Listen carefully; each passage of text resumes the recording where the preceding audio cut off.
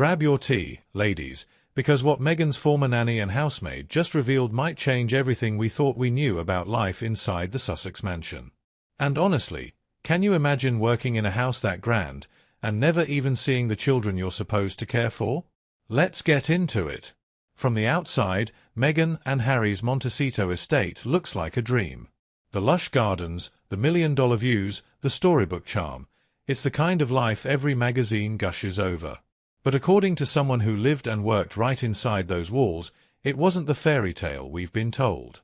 She says the air inside that home wasn't filled with laughter or lullabies, it was filled with rules, tension, and silence. And it all started with Meghan's unusual nanny search. Now tell me, ladies, have you ever heard of a job requirement that says the nanny must not be too attractive? Because apparently, that was the first rule on Meghan's private checklist. No glamorous looks, no model-ready smiles, no one who might draw attention. What do you think? Was that jealousy, or just control? Insiders said Meghan wanted to be the center of her household's image, the one who stands out in photos, the one who commands the room. And in Montecito, attention isn't just fame, it's currency. This wasn't just about hiring a nanny. This was about protecting the brand called Meghan Markle. The public ad sounded innocent enough, experienced childcare professional, trustworthy, discreet. But behind closed doors? The Royal checklist told a very different story. Applicants had to be available 24 hours a day, 7 days a week. No time off, no excuses, no boundaries. Imagine being told you must be ready to drop everything, even in the middle of the night, because Meghan might need something. Now let's be honest, could you handle that kind of pressure? And that's not all. The candidate couldn't have a boyfriend, husband, or even kids of her own. Meghan reportedly wanted someone whose entire world revolved around Archie and Lilibet. To her, a nanny with a personal life might lose focus, and that wasn't acceptable. Ladies, doesn't that sound less like a job, and more like a contract for your soul? Sources even said the nanny had to be ready to relocate instantly, whether that meant a cross-country trip or a sudden move to another country. No warning, no questions. Bags packed, loyalty tested. On the surface, it all looked glamorous. The pool, the palm trees, the fairytale mansion. But inside, the rules painted a very different picture. This wasn't a family home. It was a stage. Now here's where it gets even more unsettling. The interview process didn't start when you walked into the room, it started long before that. Some of the candidates were brought in for what Meghan called trial shifts. They thought it was just a chance to show off their skills, reading stories, making snacks, handling bedtime routines. But according to insiders, they were being watched. Hidden cameras inside the home recorded everything: how they spoke, how they moved, how they reacted to stress. Can you imagine thinking you're just playing with a toddler, when in reality, every word and gesture is being recorded? Would you feel comfortable knowing your every move was being judged behind the scenes? By the time a candidate finally met Meghan face-to-face, most of the decisions were already made. The interview wasn't really to get to know the nanny, it was to confirm if she looked and acted the same way on camera. Now tell me, doesn't that sound like something out of a reality show rather than a real family home? Even Prince Harry, they say, wasn't thrilled with how it all worked. He had grown up with a Norland nanny, the gold standard of royal childcare. Discipline, loyalty, tradition, it's what raised generations of royals. But Meghan wanted something different. No uniforms, no formality, no old royal routines. She wanted a nanny who felt like part of her world, modern, California-style, flexible. At first glance, that doesn't sound bad, right? But according to people close to the situation, that disagreement revealed something deeper. It wasn't just about how to raise the kids, it was about who truly had control inside that house. What do you think, ladies? Was this a modern mom making her own rules, or a woman determined to rewrite everything to fit her image? Because the more you listen to the people who were actually there, the more it sounds like everything revolved around one thing: control. Who was seen? Who was heard? And who wasn't? Even the staff said they felt invisible, expected to blend into the background like furniture. And if that's how the adults felt, you can only imagine what it must have been like for the children. Or maybe, Just maybe, that's the real question. Because what the maid revealed next left everyone speechless. She didn't just talk about rules or cameras or jealousy.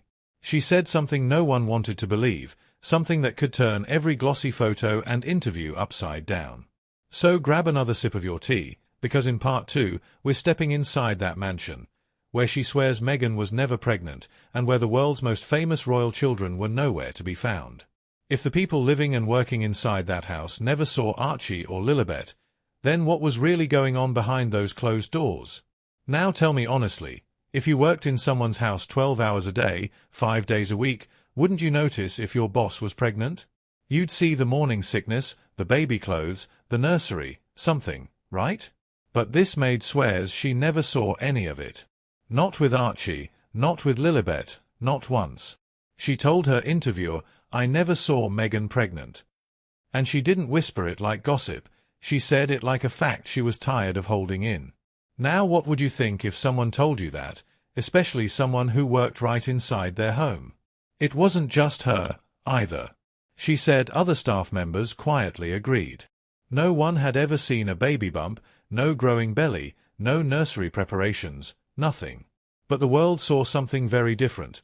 Meghan glowing in magazine covers, holding her stomach, cameras capturing every tender moment. Do you think those moments were real, or just for show? The maid said when she watched those pictures later, she couldn't believe her eyes. The woman she saw in the press didn't match the one she worked for every day. And then she said something even more shocking. During all her time in the mansion, she never once saw Archie or Lilibet.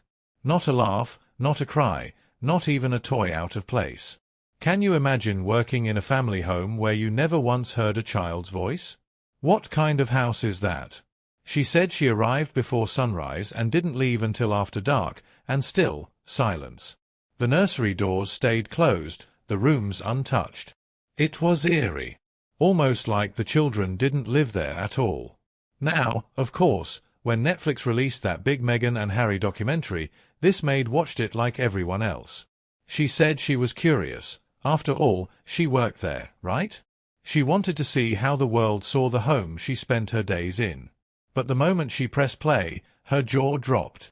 Because what she saw on screen looked nothing like the house she remembered. The garden looked different. The furniture didn't match. Even the layout of the rooms, completely off. And the biggest shock of all? Those famous scenes of Meghan pregnant or playing with the kids in the garden. According to her, they couldn't have been filmed there. So, what do you think, ladies?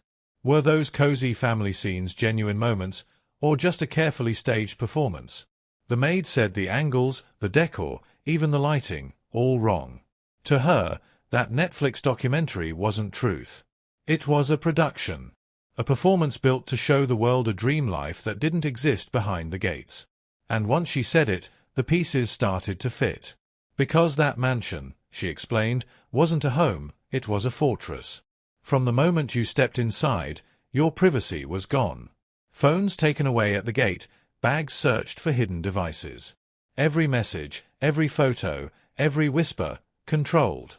If you were caught trying to sneak even a glimpse of private life, you'd be fired. No questions asked.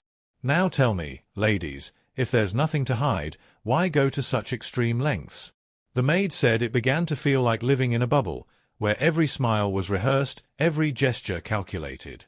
Harry, she claimed, seemed quiet and distant most days, while Meghan moved through the house like a director managing a set. And when she brought up the children, the topic was always off-limits. But the one thing that truly made her stop and question everything was that famous chicken coop scene. You know, the one from Oprah's interview, where Meghan and Harry laughed about raising their kids among the animals. It was supposed to be this wholesome, picture-perfect moment.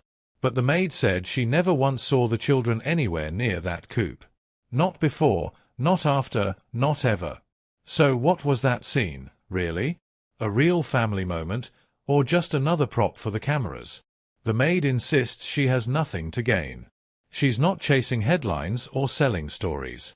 She's just a working woman telling her truth. She said, "I will not say Meghan was pregnant when she wasn't." And she repeats it again and again. She never saw the children. Now, whether you believe her or not, one thing is certain. This story has left people with more questions than answers.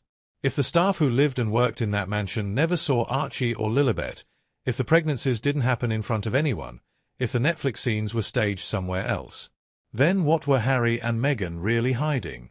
Was it privacy, or was it something darker?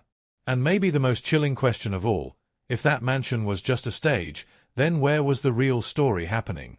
Because, darling, when the truth hides behind glamour, someone's always left in the shadows. Explosion symbol if you think the maid was telling the truth, or if you believe there's something even deeper we don't know, tell me in the comments. And don't forget to subscribe to New Things, because the next revelation from inside that mansion might just be the biggest one yet.